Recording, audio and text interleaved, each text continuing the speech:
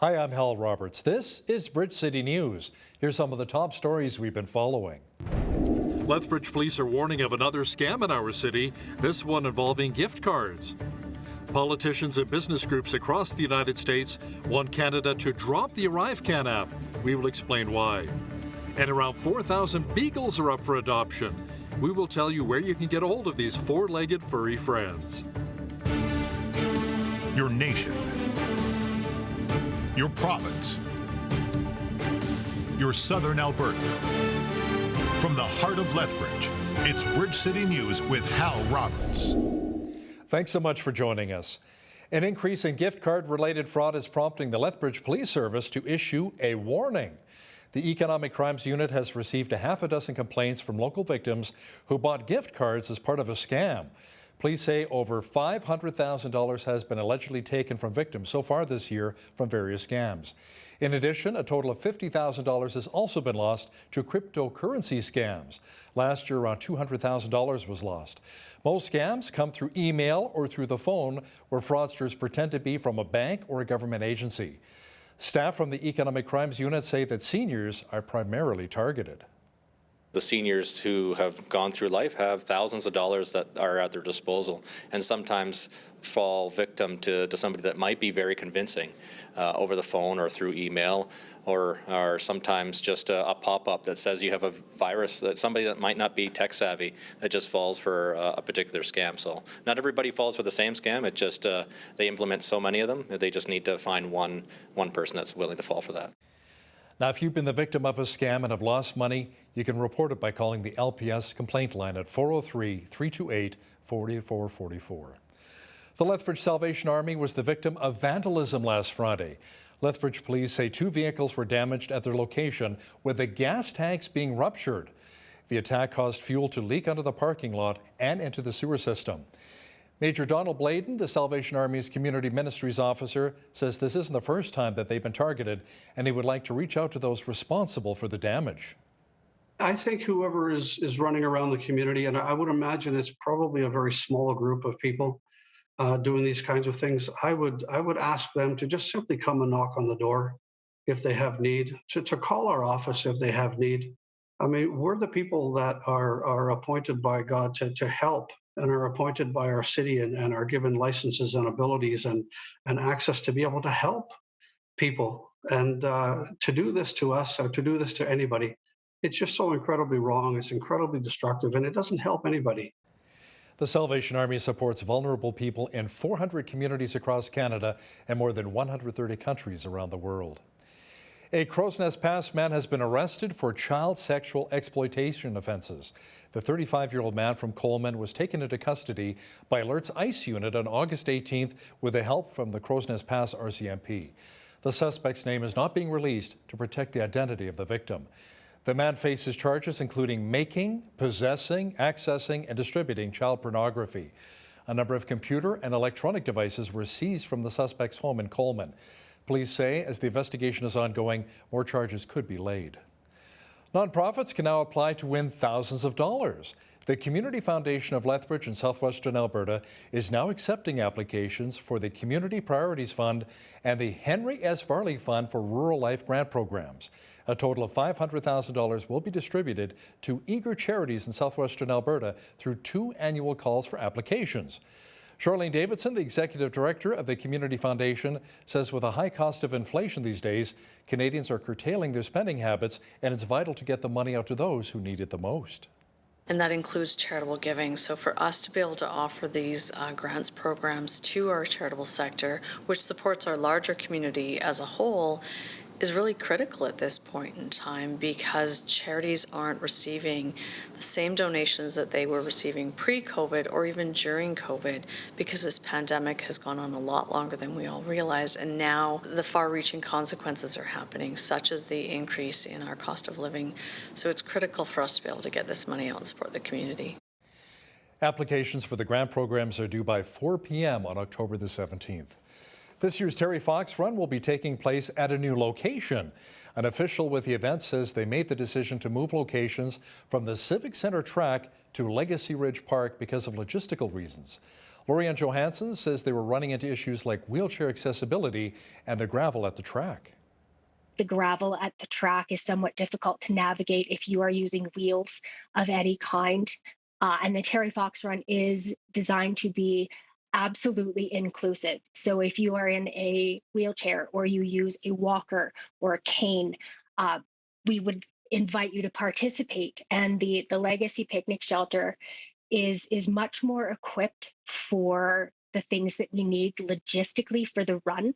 We have covered seating, we have a kitchen, we have power, we have sound. Logistically, it is much more suitable for the Terry Fox Run event in September. The run will be taking place on September the 18th, and details on how you can register can be found on our website, bridgecitynews.ca. Inflation continues to have an effect on everything, especially the price of food. Stats Canada says grocery bills climbed as much as 9.9% year over year. Trevor Lewington with Economic Development Lethbridge says the best way for people to save at the checkout is shopping for items locally and to shop for non-traditional brands. We're going to continue to see inflation for the rest of this year and into 2023, certainly well above sort of so-called normal levels. So people should be planning for the fall, for winter, be thinking ahead to, things like Christmas. So, substituting for locally produced, locally available goods should be cheaper, again, reducing that cost of transportation, looking at discounted brands or other brands that are perhaps not so-called premium quality, looking at different price points.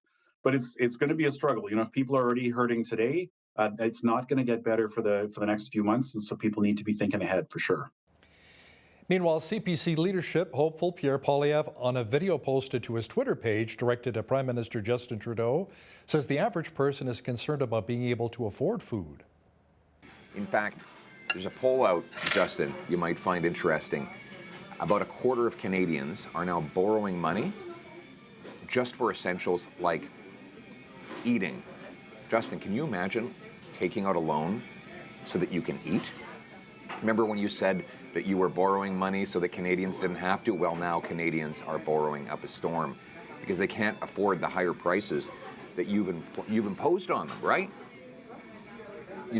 It's called inflation, or just inflation. I like to put your name in there because it gets your attention.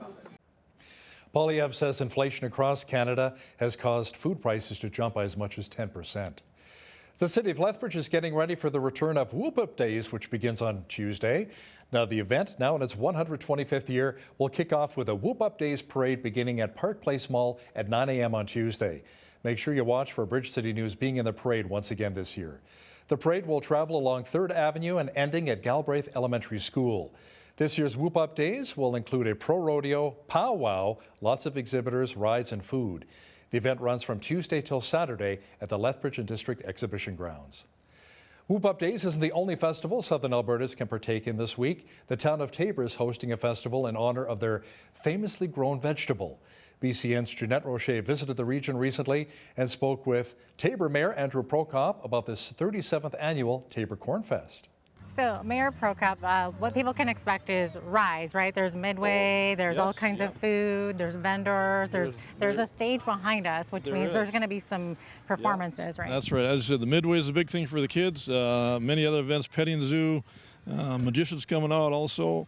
And the stage show, many different bands playing this year, and always some form of music going, starting from Thursday evening, right through till about midnight on Saturday night.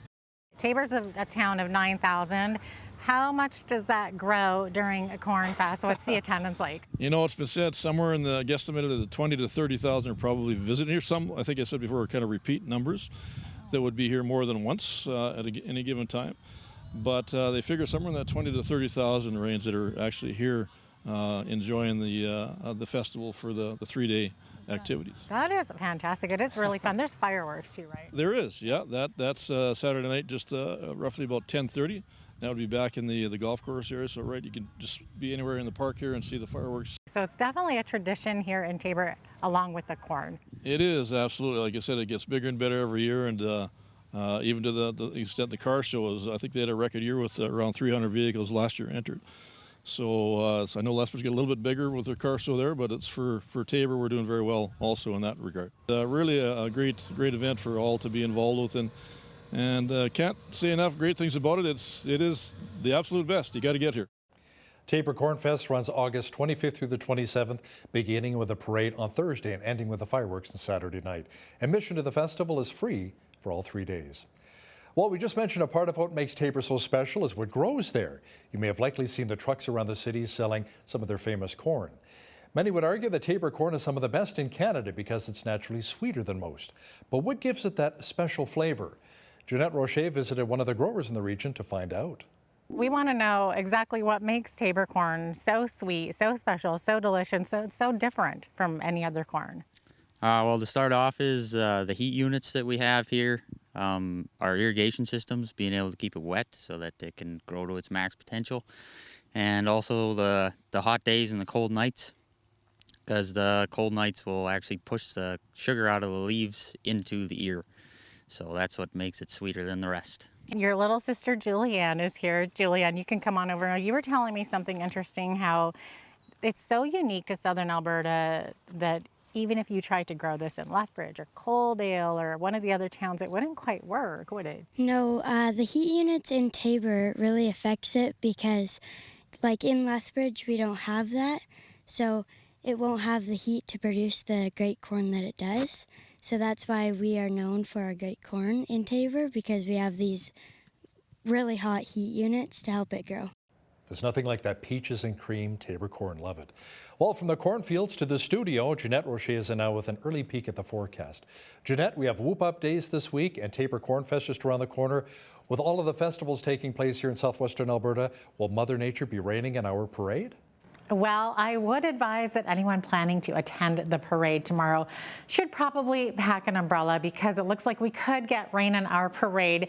So yes, we're looking at a 60% chance of showers on Tuesday with a risk of a thunderstorm. Same thing for this evening. We're looking at that overnight, a 60% chance of showers with a possibility of some thunderstorms overnight. However, later on in the week, we could see that sunshine again. I'll have the 7-day forecast coming up for you later on in the show. Great. Thanks so much, Jeanette. By the way, watch for Bridge City News at the Whoop Up Days parade here in Lethbridge beginning at 9 a.m. Tuesday at Park Place Mall. While this year's wildfire season started later than usual in British Columbia due to a wet spring, the BC Wildfire Service says fires may continue longer than usual this year. Officials say normally the wildfire season winds down the first week of September, but modeling says the wildfire season will continue until at least mid-September. Fire officials are attributing the wildfire season extension to persistently hot and dry weather. According to the Government of BC website, so far this year there have been 1,032 fires reported, with 223 in the last week alone in British Columbia. Business groups and politicians in the United States want Ottawa to scrap the ArriveCan app and clear the backlog of Nexus applications. They're trying to put increased pressure on Ottawa to ease travel delays at border points. The Canadian American Business Council is launching a Travel Like It's 2019 campaign that aims to flood MPs' inboxes with email demanding action. There's a backlog of around 350,000 applications for the Nexus Trusted Traveler System.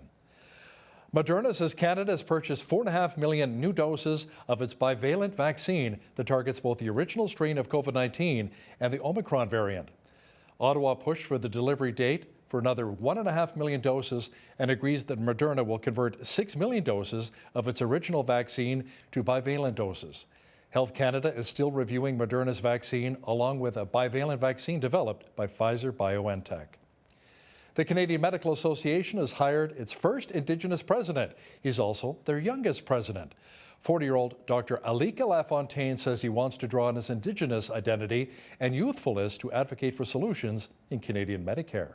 It's a really amazing opportunity to bring forward the voices of, my colleagues to, the spaces that need to change. The healthcare system's in crisis right now, and I think more than ever the voices of physicians and, nurses and patients and other allied providers is really, really important in order to make sure that the decisions we're making are different and actually take us to a place where things can be stabilized and, improved. So in the CMA's 155-year history, there's never been an Indigenous president. And I think that being elected by Alberta physicians and now moving into position, it's something to definitely celebrate. But it's also an opportunity to reflect on, how can we make sure that voices that include Indigenous peoples and, others stay around the table and actually have an impact in the decisions that we're making. German Chancellor Olaf Scholz touched down in Montreal for a visit that also includes stops in Toronto and Newfoundland. Deputy Prime Minister Chrystia Freeland greeted Scholz at the tarmac in Montreal earlier today. Prime Minister Justin Trudeau will also be meeting with Scholz in Montreal.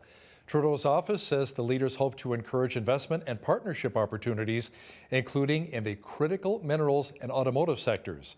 The Chancellor and Trudeau are expected to sign a deal for Canada to supply clean hydrogen energy to Germany, along with discussing the war in Ukraine. There are stories coming out of Ukraine of Russian soldiers being poisoned by Ukrainian food. Our foreign affairs expert Lisa Daftari has the details. But what's crazy is that they even are pointing fingers. I mean, they're here invading a country, killing innocent civilians, and now they're pointing fingers at the casualties that were caused. It's part of war, and it's an interesting story because it's innovative, and we see a lot of innovation out of the Ukrainians who are truly trying to hold on to whatever they can hold on to. But it looks like their chances are becoming less and less.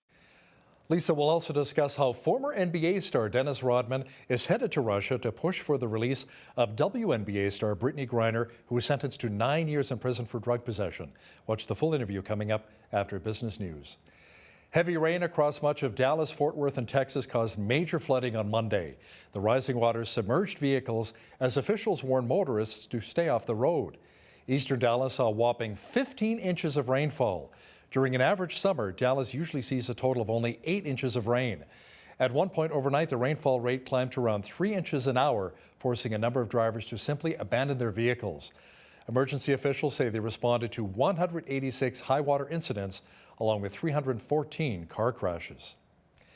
So what is the secret to a happy marriage? Well, according to marriage coach Brent Taylor, it's not always easy to figure out, but understanding each other's greatest needs will certainly help. Most men want to solve their wife's problems. That's what they think they're supposed to do. She doesn't want her problem solved. She wants him to listen to her feelings because the problem's not the problem. You may say, well, what do you mean the problem's not the problem? The problem is secondary. She wants to know that he cares about her feelings. And he's gone, well, why don't we just fix the problem? Then she won't have those feelings anymore. No, she wants him to care about her feelings. That's her primary concern. If he cares about her heart, then she feels safe, then she feels secure. Then she can return that love. But when she feels criticized, which is his solving, then she takes it personally, and then she wants nothing to do with him physically. Catch that full interview with Brent Taylor, marriage coach and author of His and Hers Greatest Needs, coming up in the second half of our program. Around 4,000 dogs were rescued from a troubled Virginia facility that bred beagles for medical research. Officials are now trying to find loving homes for many of these pooches, and so far the response has been overwhelming. The public interest in these beagles has been absolutely unprecedented. I've been with the Wisconsin Humane Society for 16 years, and I cannot remember any time when we've had this volume of calls and emails and messages coming into our shelter from people from more than 25 states.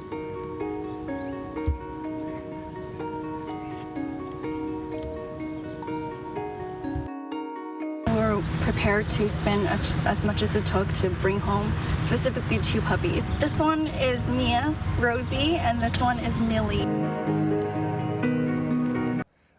Those are adorable little puppies. Looks like beagle mania has begun. Well, we've been enjoying some sizzling hot temperatures across southwestern Alberta, but that trend is about to change.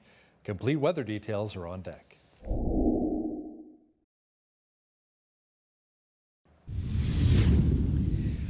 We will be receiving a bit of a reprieve from the smoking hot temperatures here in Lethbridge.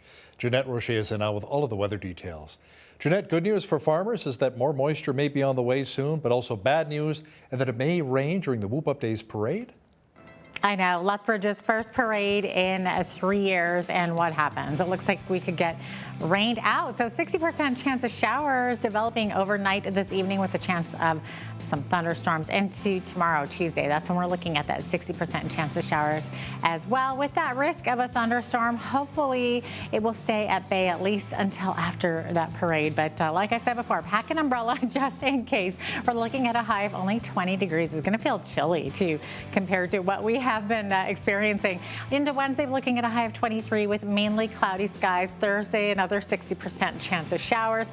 There you go. We're going to have a rainy whoop-up days this year, guys. 24 is the high on Thursday, up to 25 on Friday with beautiful sunshine. And then Saturday and Sunday, we're looking at a mix of sun and cloud with a high of 25 on Saturday, 23 the high on a Sunday. So yeah, looks like we're starting to get into some cooler weather. Average high for this time of year, 25. Average low, 10 degrees, 34. That was our high temperature on this day back in 1976.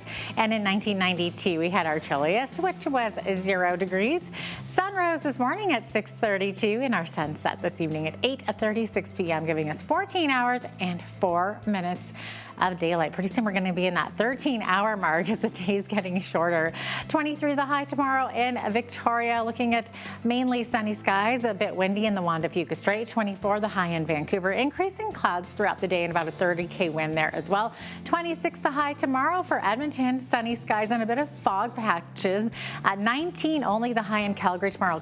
Calgary also seeing a 30% chance of showers and a risk of some thunderstorms. 29, beautiful hot day in Saskatchewan tomorrow, sunshine. Regina looking at a high of 27 with a risk of thunderstorms and some showers there. Same thing for Winnipeg, looking at thunderstorms, showers, and a high of 26 degrees. As we look at the middle part of the country, Toronto seeing a chance of showers tomorrow, 26 the high.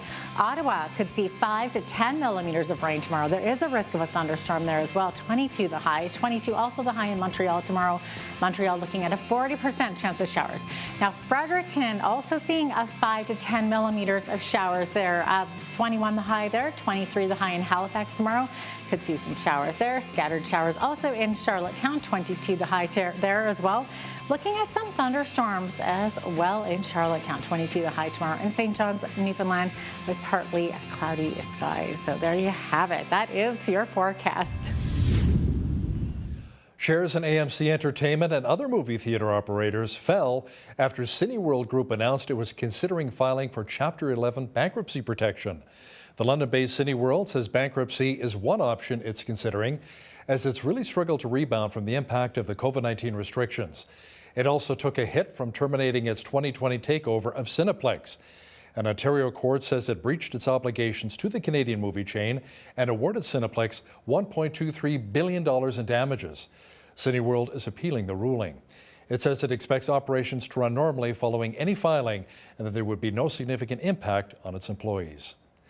Sports apparel maker Adidas says its CEO Kasper Rorsted will step down next year. It says it is currently looking for a successor. The German-based company says Rorsted and its board mutually agreed that the handover will occur during the course of 2023. Supervisory Board Chairman Thomas Rabe says it is the right time to pave the way for a restart after 3 challenging years due to the economic consequences of the COVID-19 pandemic and geopolitical tensions. Pfizer has asked regulators in the United States to authorize its combination COVID-19 vaccine that adds protection against the newest Omicron variants. The move is a key step toward opening a booster campaign this fall south of the border. If the FDA quickly clears the combo shots made by Pfizer and its partner BioNTech, boosters could be offered within weeks. Moderna is expected to file a similar application fairly soon. Well, the markets took a pounding again today, and here's a look at some of Monday's numbers.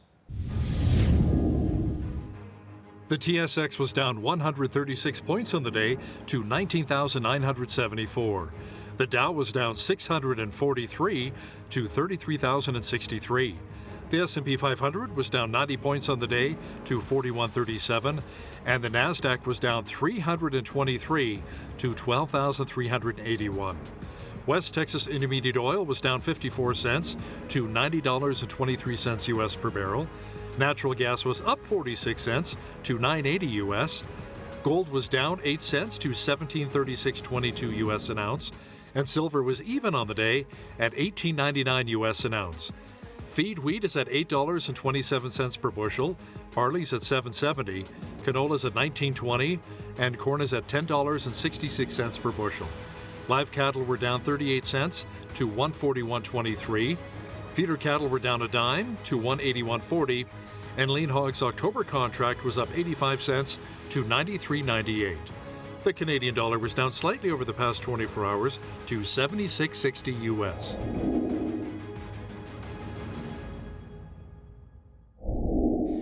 Recapping one of our top stories, an increase in gift card-related fraud is prompting the Lethbridge Police Service to issue a warning. The Economic Crimes Unit has received a half a dozen reports from local victims who bought gift cards as part of a scam. Up to this point, LPS says over $500,000 has been reported to police by victims of various scams here in our city. There are allegations from Russia that their troops are being poisoned by Ukrainians during the war with Ukraine, which is now entering its 7th month. Our foreign affairs expert Lisa Daftari will have details for us momentarily. Listen, if you see news happening in your community, be sure to send us an email at info@bridgecitynews.ca. We would love to hear from you. Here's your Bridge City News community calendar. Whoop Up Days are back as we celebrate 125 years.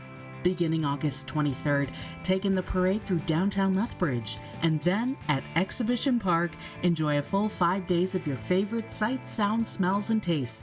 Besides an amazing assortment of rides on the Midway, this year's fair will feature a brand new La Gallery art showcase, an outdoor beach party, a mini carnival for the kids, and a Southern Alberta culinary experience like no other.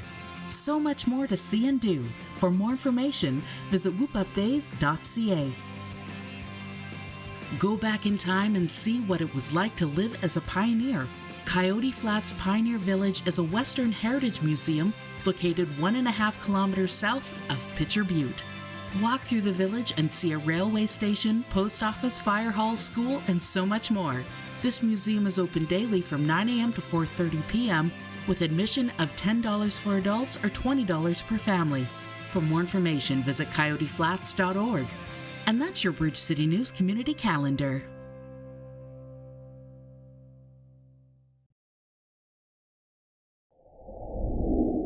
House Foreign Affairs Committee Republicans have issued a warning about ISIS and al-Qaeda rebuilding in Afghanistan since U.S. troops pulled out of the embattled country last year.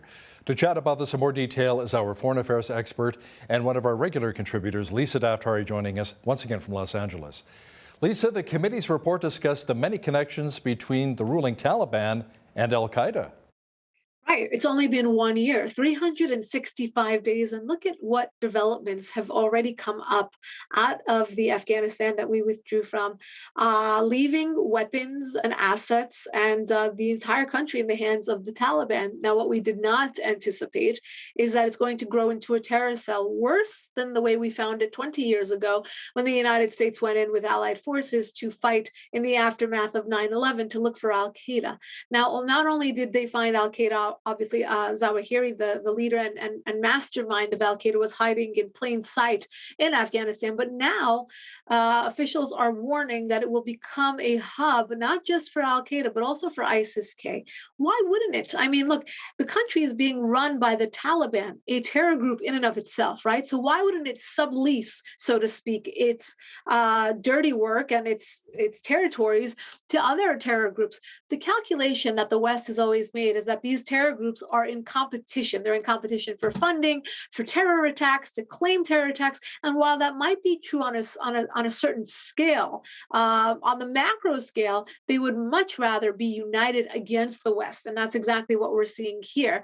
And again, 365 days in, women are not going to school. Women are not allowed to leave their homes without a male chaperone. We have extreme poverty. There is a shortage of everything in the country, and including electrical power, which is making it very difficult for them to have air conditioning and clean water and all the things that we take for granted here, obviously in the West. But again, the country moving backwards after 20 years of the United States being there and trying to get rid of this terror influence. It not only has come back, but it looks like it will exponentially grow in the next 20 years. So with the reconstitutions of some of these terrorist groups, does that mean we can expect more potential attacks and threats here in the West? Right. And what's scary is that when you look at a terror group like al-Qaeda versus an ISIS is more like a do-it-yourself kind of terror group. What they would encourage is if you have a kitchen knife, if you have an axe, if you have a hammer, if you have a car, you could ram it into two people. And even if you kill two people, you still are considered a martyr. Al-Qaeda is the grandpa of terrorism. And what they like is these big, grandiose gestures of terrorism. So you have like a 9/11 type of attack. So what we might see now is both the smaller types of attacks all throughout Europe and the United States and getting into the West because our borders are porous and we're not vetting anybody, as well as perhaps retreating on the part of ISIS, on the part of Al-Qaeda rather, having a safe haven like Afghanistan and being able to launch a larger scale attack to really put its stamp and really get back in there. Again, relevancy is very important to these terror groups. So Al-Qaeda, it's been a while before since they have been able to claim an attack like 9/11. So that's probably what we'll see more of, both the large scale and the small scale attacks. But I hope I'm wrong. Now, speaking of which, a bus packed with Israelis traveling in Samaria was attacked by suspected Palestinian terrorists on Saturday night. What can you tell us at this point? They were women. Look at this. This is amazing because in the same week you had reports coming out that the head of Israeli intelligence bodies are now all women across the board. They have risen in the ranks, and now they are women across the board. And now juxtapose that with you have terrorists that are being groomed, women that are being groomed as terrorists to carry out these attacks. It was a bus packed with obviously Israelis in Samaria. Samaria and Judea are the contested, what they call occupied, what the Jews call from the Bible. It is their claim to the land, part of Israel. And these three women tried to start shooting at the bus. We've seen an evolution in terrorism on the part of the Palestinians, and we can thank the Iranian regime for supplying them and other terror organizations, but mainly the Iran regime. But now they're shooting with guns, and that's what makes it very, very dangerous. We've seen this throughout the country in Israel as well. People in bars and people going to the supermarket and people on the street and people at the mall being shot out with guns. Imagine you are going about your business, you're a civilian, you're walking to school, you are going to the pizza shop, you're going to the mall, and you're being shot at. You're not even paying attention. Wow. So it is very dangerous. I guess they've moved away or at least started to maybe diversify their terror portfolio, but maybe moving away from suicide bombings. Maybe they don't have as many recruits for that right now. But again, when you look at those school videos, 5-year-olds and 6-year-olds singing songs like I want to blow myself up to kill the Israelis and kill the Jews, well, they may have new recruits coming up very soon. But fortunately, no casualties. So I guess maybe that was some of the good news regarding that bus attack. Yes, it was foiled.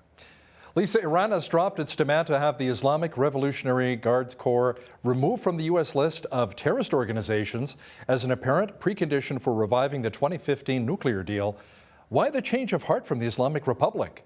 Because the U.S. wasn't moving on this. What's interesting is that it was even entertained for the amount of time that it was entertained. So let me back up a bit. So the Revolutionary Guard is the paramilitary arm. It is the most horrendously vicious and brutal arm of the Iran regime's military apparatus, and that should tell you a lot about how barbaric they are and how they operate. They have assets not only in Iran, and they go against the peaceful protesters and they kill the peaceful protesters, but they have assets in Syria and Lebanon and elsewhere where they have their terror proxies. And so you have the United States, well, the Iran regime put this on the table and said, we want them removed from the terror list. And the United States said, let's consider this. Obviously, there was a lot of opposition to this, and people like myself wrote about it and said, there's no way that they should be removed. They are absolute terrorists, and they continue to do dirty work. Even while we're at the negotiating table, they're not showing any change in behavior. So why would we remove them and make it a national security risk for ourselves by doing so, and a global risk, frankly? So now that has been basically, it was a point of contention, and the Iran deal wasn't moving forward. So the Iranian regime decided to say, okay, we'll pass on this one demand that we're making, and perhaps we can move forward. So the bottom line here is that we're moving closer and closer to an Iran nuclear deal, which is absolutely mind-boggling, since we're seeing the Iran regime in its worst behavior ever when it comes to proliferation and uranium enrichment and spreading its terrorism throughout the region by supporting its proxies and cracking down on human rights and making obviously human rights violations at home. So again, no change in behavior, but they may at the end of the day get the deal. There are reports that the EU Commission is promoting an Islamic youth group with alleged ties to the European arm of the Muslim Brotherhood. Explain why this may be of concern. Yeah, it's crazy because if there aren't people out there connecting the dots, it's like these government bodies don't really realize what they're doing and how to basically move away from extremism. And I see that, and I don't think that it's by design. I don't want to believe that it is, but perhaps there is a soft spot in the European Union's hearts for certain terror groups or certain level of extremism because that's what they're used to. If there's any global lesson to be learned from the Europeans, it's their remorse for allowing the influence of extremism into their countries by having such lax migration policies in the aftermath of the Arab Spring and the 2014 march of ISIS into Syria and Iraq, and thereby getting a big flood of migrants without any vetting into their countries, and now having to deal with this extremism within their country. So now they are, trying to support youth groups and to support different types of humanitarian or causes. And of course, this one has been flagged as having ties with the Muslim Brotherhood. It is not surprising at all. It's actually surprising that it's been flagged and that it's a headline, but it hasn't, it's not surprising because it happens. It happens in the United States. It happens in Europe. And it's because these terror groups have learned how to normalize themselves.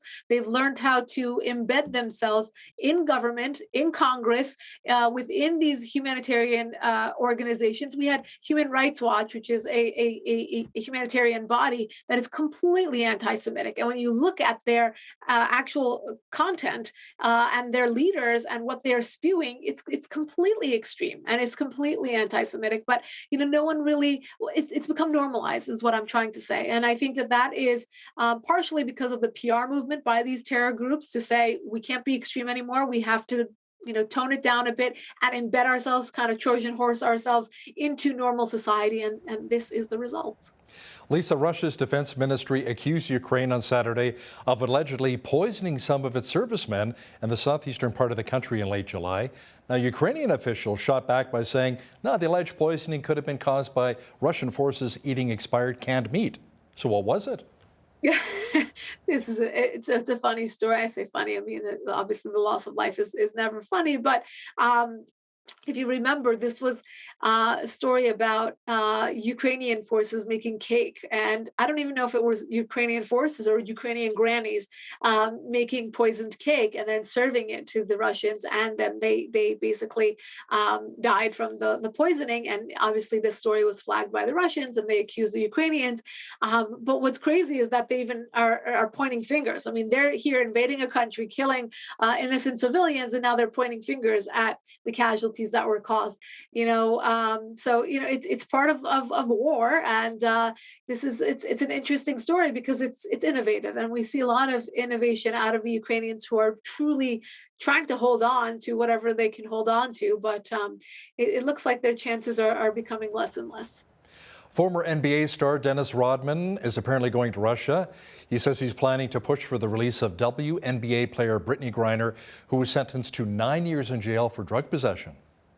Yeah, well, it's interesting. Dennis Rodman certainly has his way with rogue dictators. We've seen that in the past. So now he says he has permission to go to Russia. Look, in the middle of a war, we haven't been able to negotiate the American hostages. I mean, they're prisoners, but they're basically hostages in this current political dilemma. And Dennis Rodman thinks he's the man to do it. So he said, "I'm going to go get that girl." It's an exact quote, and he's planning on traveling there next week and seeing how or what he can do. It would be a very interesting twist on things if Dennis Rodman is the guy to get this job done. It would be wonderful if he can get her out. And hopefully maybe she's going to be more pro-American once she gets out. We'll see about that. But there's so many different little side stories with this, but she wasn't sentenced to 9 years. The maximum for drug possession is 10 years. She got 9. So that just is a little glimpse into what Russia's thinking right now in giving or serving such a harsh sentence for such a petty crime, in trying to obviously get back at the United States for the sanctions placed on Russia, which are extremely cumbersome, and they are feeling the effects. Lisa, facility overcrowding is causing U.S. Border Patrol to suspend routine patrols. Now, a number of migrants trying to cross Mexico into Texas came all the way from Nicaragua. Yes, and that's that. I mean, they are on a mission because they know that their time is limited. During the Biden administration, the borders are open. Some places across the border are getting up to 500 or more migrants per day. There are stories about them lining up at hospitals in New York City because they're being bused there from places like Texas. The governor there being fed up. They're just not able to absorb the sheer number. Now, put aside the vetting and the disease and the fentanyl coming through the border, the human trafficking, the sex trafficking, the drug trafficking. So obviously a lot of awful side effects, but really the logistics of it is that they're not able to absorb these sheer numbers. There have been talks about completing certain parts of the border in places like Arizona and Texas, where they, again, are just, it's a crisis. It's a true crisis. And as you said, they're from places like Nicaragua. Now, the law, especially with minors, is that they cannot be sent back if they are not from an adjacent country. So if they're from Canada or Mexico, they can be sent back. But when they're from places like Nicaragua, we have to take them in. And knowing that, we're seeing a lot of minors coming over. I mean, taking advantage of these laws, and we're seeing the effects of it. We're truly not able to absorb these numbers. And as you can see by this story, is that Border Patrol has basically given up because the apparatus doesn't work. She's our foreign affairs expert and one of our regular contributors, Lisa Daftari. Thanks again for joining us from Los Angeles. My pleasure.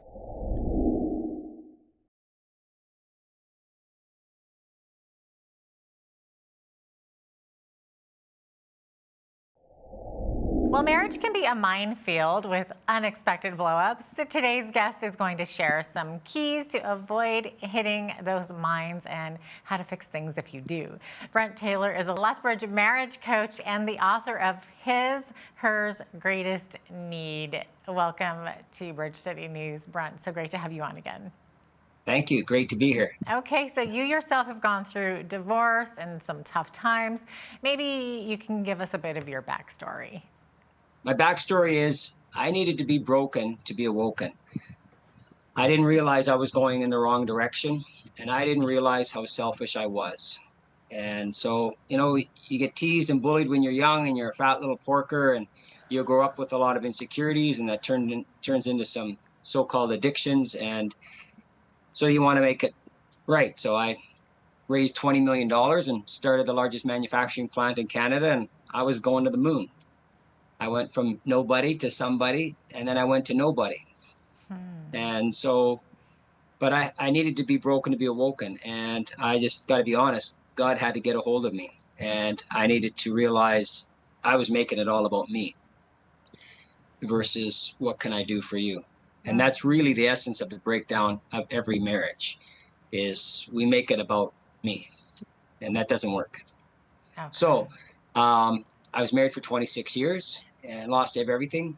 And then my life started to change and I was awoken, but I still needed a lot of things to be worked on. I remarried to a gal that had been beaten by her stepfather every day. And whenever we have a conflict, she'd run away. And I never saw her again. Within 1 year, it was done. And I looked up and I said, why, God, why? And he started to show me his and hers. And when you say his, hers, it's his and hers, just so you know. And that's what the rings are representing, the ampersand sign. So his and hers greatest need and the single biggest reason why marriages break down. The single biggest reason and how to build it up and the greatest way to love each other. So I've shared with over 12,000 men and women over the last 7 or 8 years in the church, out of the church, Christians, Muslims, ministers, 82-22, every man and woman has said, that's it, but I didn't know. So when they get this, it really starts to come alive. And I put together a 17-minute video that now succinctly, and I want to get it out to the globe. I met a fellow from Nigeria. He said, Brent, this has got to go global. People in the States, this has got to go global. So that's really what I want to start putting love back into the world when we start putting love back into the marriage. Yeah, so maybe tell us a bit about you have a new website, and then of course you have this video based on your book. And is that video on your website then? So I have my hisandhers.ca with Zeds. That's going to get revamped to hisandhersmarriage.com, but it's still hisandhers.ca. So in the interim, we have marriagereignited.com. That's the 17-minute video. You can go there and purchase it. It's $29. I'd give it away for free, but I want to take the proceeds and put that to helping the homeless, the addictions, the single moms, giving them work to do. So I have some plans to do that, and also open retreats for couples. So the proceeds are going to be used for that. Can't take your family to McDonald's for less than $29. And the people that have watched the video have said, this blows our mind. A Jewish fellow from Sacramento said, Brent, this is incredible. If I would have known this. So lots of good reviews from the 17-minute video. And like I said, I've shared my circles well over 12,000 times. Now it's just in a nice, succinct 17-minute video. So for men that don't want to read a book, the 17-minute video will give you the key nuggets that you need to know. Okay, so what specific charity are those proceeds going to? Specific charity has not been named right now. I mean, I work with the Streets Alive group right now, men's recovery. For sure. Haven't really finalized what and how that'll look like, but it will go towards homeless, addictions, single parenting, the oppressed, as well as helping couples with retreats and stuff like that, and marriage coaching. So I'm not really sure how that'll all come together, but that's where the proceeds will be going. Yeah, Streets Alive, definitely a good one. I've spoken to them many times. Okay. Yeah. So Brent, how are couples responding to the Marriage Reignited video so far? You were saying it's just kind of blowing people's minds, right? Yeah. Well, a couple down in Hamilton said to me, we thought our marriage was pretty good. They got a 7-year-old. He's been married twice. She's on her first marriage. They had some baggage from the past, and they thought they had a pretty good marriage. Catholic background. They watched the video twice in one weekend, and they said, Brent, this blew our mind. It is, and they've watched it many times since. You can watch it as many times, and it's really started to put their marriage together. So, just a whole variety of different people, individuals, singles, people in the States, across the globe have been watching the video, and they said, I didn't know this. So it's getting good reviews. So I got to go social media. I got to go digital.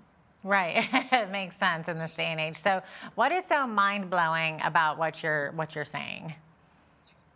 Well, most men and women have no idea. Out of 12,000 people, nobody's guessed the greatest need for man. Not one person ever. And when they realize that, and then when they realize the greatest need for women, and about 20, 25, 30 people have guessed that.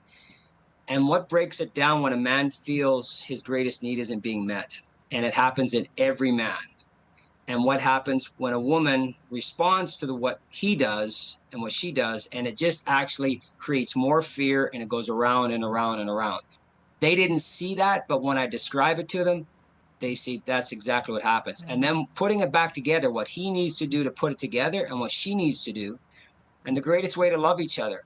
I get some real big jaw-dropping eyeballs when they see what they were doing and what they can be doing. So really, it's very profound, and it's really simple. Okay, interesting. So now, Brent, you write in your book that the greatest need for the husband is significance. So Right. Is that kind of what you're alluding to there with your video? 100%. 100%. Right? Okay, so maybe you can explain what you mean by husbands needing that significance. Right. Because every man wants to be his wife's hero. And when it starts out, usually in the beginning, the sex and the roses are great. He feels like number one, significance, and she's going to live happily ever after. That's security. Usually the thing that breaks it down the most is the children come along. When a man and woman get together originally, oxytocin is released in that intimacy. But when mama bear is pregnant and birthing and nursing, massive oxytocin is being released. So now she's getting her cup filled, because what we don't realize, we come alive when we give, not get. So now she's giving to the children. Now she's giving that way. She doesn't understand why he doesn't get what she's getting. And she's being pulled to the children. She doesn't see that her cup is being filled, her responsibilities are there. And he's going, what am I, chopped liver? So he's still going to her, and he's getting blocked because she's giving to the children. He's not able to give. Most ladies think my husband wants to get sex. Not true. He wants to give love. He happens to love physically and solvingly. Most men want to solve their wife's problems. That's what they think they're supposed to do. She doesn't want her problem solved. She wants him to listen to her feelings, because the problem's not the problem. You may say, well, what do you mean the problem's not the problem? The problem is secondary. She wants to know that he cares about her feelings. And he's going, well, why don't we just fix the problem? Then she won't have those feelings anymore. No, she wants him to care about her feelings. That's her primary concern. If he cares about her heart, then she feels safe, then she feels secure, then she can return that love. But when she feels criticized, which is his solving, then she takes it personally, and then she wants nothing to do with him physically. Now, for a wife, you say in your book that the biggest need tends to be security. Right. So here's proof. Mama Bear comes by and sees you have a son, Alex. Alex is climbing the tree at 6 years old, and you look up and say, Alex, you better be careful. You might break a leg. You better get down from there. Boom, you just planted the proverbial seed. Falls, breaks his leg. See, I told you. No, just joking. But she's worried about his safety and security. Mama bears are very sensitive. They're always aware. You take a lady and you send her to New York and the slums of New York and the ugly streets and the pitch black midnight. Do you think she's going to want to go for a walk by herself in the pitch black? Probably not. She wants her husband, a friend, a dog. She's probably not going to. Men, they might look around the corner, but they're probably not going to be worried about the security. Papa Bear comes by, sees Johnny climbing a tree. Hey, good job. If you reach here and here, you can go higher. He wants to conquer. Mm-hmm. He wants to accomplish. He wants to be victorious. And he wants to be his wife's hero. He's the pursuer. She wants to be pursued. You tell me, not one woman in this world she wants to be fought for. Mm-hmm. Yeah. There's not a guy in the world that doesn't want to be his wife's hero. Oh, there you go. Okay, so you're doing a good job at identifying the problem. So how can a husband properly listen to his wife's feelings? You'd mentioned that it's just so important for wives to have their husband listen. Why is it so important for a wife? And then how can the husband properly do this? Right. Well, first and foremost, I think she's got to realize, you don't listen to me. You don't hear what I say. She's got to notice her motive. Oftentimes it's about what you can do for me. She wants him to listen to her. That's a very self-seeking motive. And because we're creatures of habit, as I've done before, I cross your arms. That's the way I cross my arms. But if I have to reverse it, it's not as comfortable. So we're usually, so we don't even realize it's what you can do for me. So first she needs to check her motive. That's very important. There's a biological reason and there's kind of a habitual reason. At about 8 weeks old, boys get a rush of testosterone. So up to 8 weeks, both boys and girls are roughly the same. They're communicating goo goo gaga with their moms. They're getting their diapers changed. They're smiling. Their conversation is hitting. When the testosterone hits, it reduces his tendency for verbal communication. It increases his tendency for action and competition and aggression. If he's going to be a protector, he has to have that. So he grows up not comfortable, most men not comfortable with sharing this conversation that females have grown up with their whole life, sharing conversation. So they're very proficient and they didn't have the testosterone rush. So that's part of the biological reason. So it's a habit and it's biological. Plus they want to solve the problem. That's how they're wired. So as soon as she starts venting the problem, he's already starting to solve it. He wants to solve the problem. He wants to love her. He wants to help her. He doesn't want her to have those feelings because he feels bad that she has those feelings. So he'll blurt right in and start solving. The other thing that causes him to not listen is men think in boxes. So he might be somewhere else. Women, they can go back and forth. They can switch gears. They can follow the popcorn in the air. No, he's one at a time. So he may not have the time, and she can pop back and forth. So she doesn't understand why he doesn't think the way she does. Mm-hmm. So he actually needs time to pull out of this box and into this box. So she needs to give him that time. Right. So she needs to give him that time to do that. Men think that they're supposed to solve the problem. They don't know that they're supposed to be listening to their feelings. If you say, a lot of women say, I feel that we should do this. And men go, I think that we should do this. Much more feelings orientated, much more facts orientated. Men are visual. She's more verbal. They're very opposite. The name for a female, or when God said, I'll give you a helper suitable, is azer kenegdo. One of the meanings for kenegdo is opposite. How they approach sex and physical intimacy is exactly the opposite. I have a booklet that I just wrote. It's a mini book. It's 49 pages. It's the 7 opposites of man and woman and how they attract, complement, and complete. And the biggest misunderstanding about sex and unity, this is probably the biggest breakdown of all marriages across the globe and how they're exactly opposite. It's in chapter 6. It's a free booklet. If all couples knew this, it would probably transform our world. And it's not in any other book. It's not in the church. It's not in the counselor's office. I just say it was divine appointment. Wow. Okay. It looks like we are running out of time, but really quickly, how can viewers get a hold of your booklet or your book or your video? So the video, if you go to marriagereignited.com, and you can order the video and or the book there as well. You can go to my website, hisandhers.ca, and order the book. There's 2 ways, Amazon, or you can get it directly from me. Or you can go to Amazon directly and just type in His and Hers Greatest Need. Order that way. For coaching, you can go to my intro. I know it's a lot of websites, but intro.hisandhers.ca. My email is brent@hisandhers.ca. Okay. And my phone number is 403-816-5049. You can text me, 816-5049. So, and if you want, I will send you the free booklet on the 7 opposites, and that will give you some major nuggets to really help you. But I would encourage you to get the video and the book. Thanks so much for being with us today, Brent. Can I give 2 words of encouragement to men and women? Mm-hmm. So men, you stay. You never give up loving your wife. You figure out whatever you have to do to love her heart. And wives, please believe in your husband. Yes, respect, and yes, those other things, but believe in him because he wants to be your hero and he wants to go to the moon for you and with you.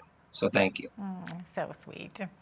Brent Taylor is a Lethbridge marriage coach and the author of His, Hers, Greatest Need, His, Hers with a Z or a Z.